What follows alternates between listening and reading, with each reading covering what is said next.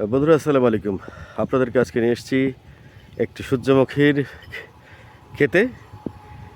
সচরাচর এই কুষ্টিয়ার অঞ্চলে সূর্যমুখী চাষ হয় না, তবে কিছু কিছু জায়গাতে কৃষকরা স্বউদ্যোগে পরীক্ষামূলকভাবে চাষ শুরু করেছে।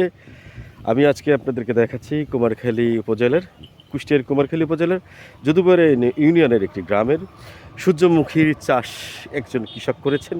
সেই কৃষকের সূর্যমুখীর ক্ষেতটা দেখাচ্ছি।